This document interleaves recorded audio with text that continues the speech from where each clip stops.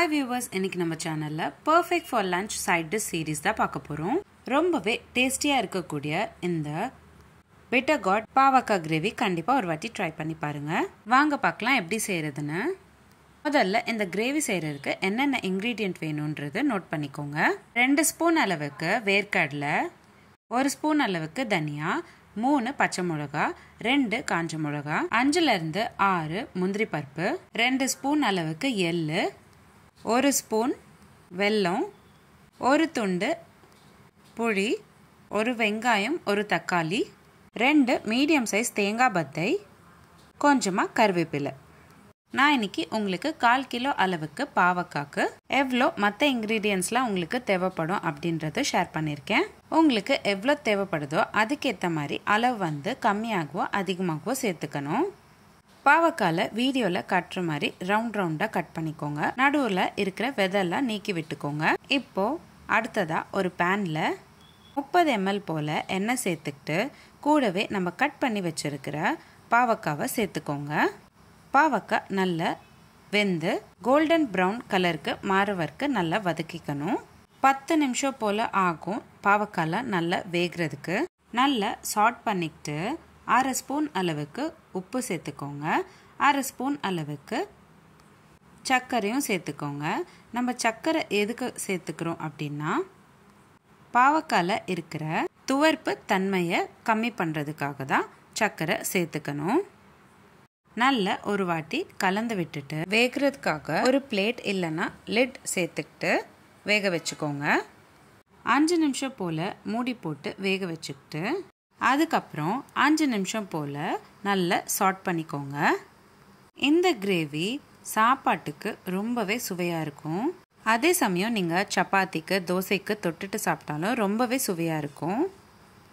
இப்போ பார்த்தீங்கன்னா பாவக்காயில் நல்லா வெந்து கோல்டன் ப்ரௌன் கலருக்கு மாறியாச்சு.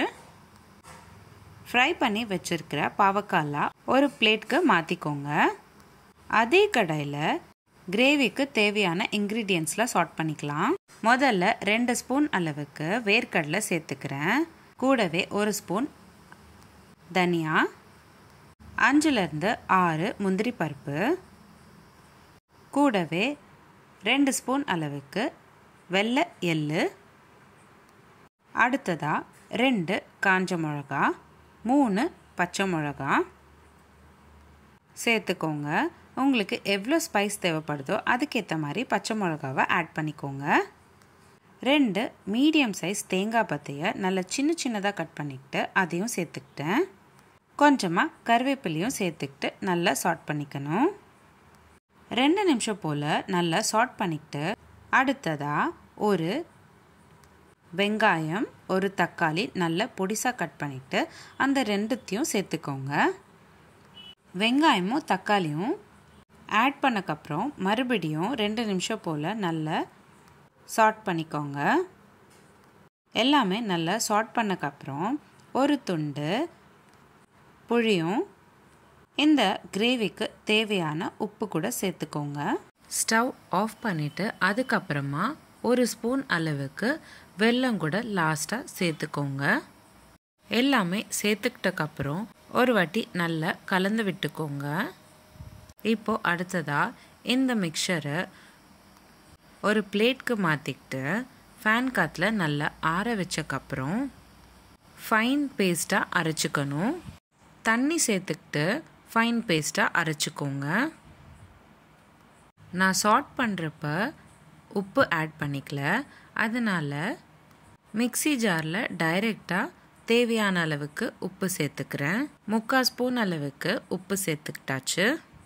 நல்ல ஃபைன் பேஸ்ட்டாக அரைச்சிக்கிட்டதை நல்லா ஃப்ரை பண்ணி வச்சுருக்கிற பாவக்காயில் சேர்த்துக்கிறேன். 2 நிமிஷம் போல் விடாமல் கலந்து விட்டுக்கிட்டே சாட் பண்ணிக்கோங்க. கிரேவி நல்லா திக்கான கன்சிஸ்டன்சிக்கு மாறிடுச்சுன்னா பாவக்காய் பிட்டர் காட் கிரேவி ரெடி ஆகிடும்.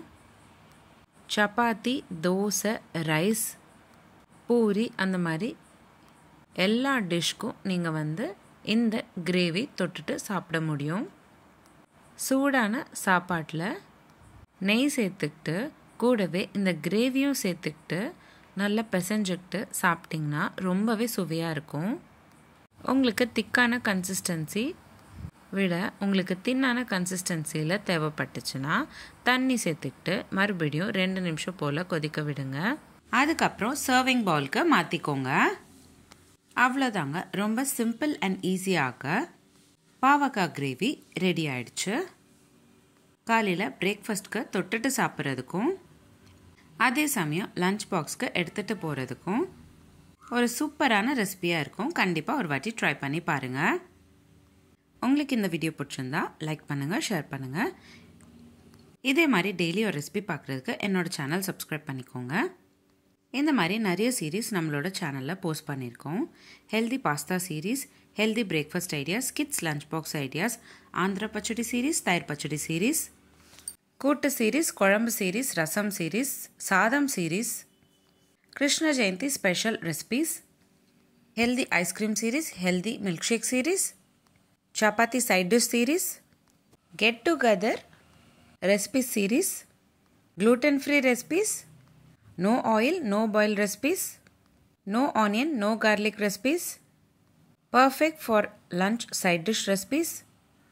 இந்த மாதிரி நிறைய சீரீஸ் நம்மளோட சேனலில் போஸ்ட் பண்ணியிருக்கோம். லிங்க்ஸ் எல்லாமே நான் உங்களுக்கு டிஸ்கிரிப்ஷன் பாக்ஸில் ஷேர் பண்ணுறேன். கண்டிப்பாக செக் பண்ணி பாருங்கள். இந்த வீடியோ எப்படி இருந்ததுன்னு எனக்கு கமெண்ட் பாக்ஸில் கமெண்ட் பண்ணுங்கள்.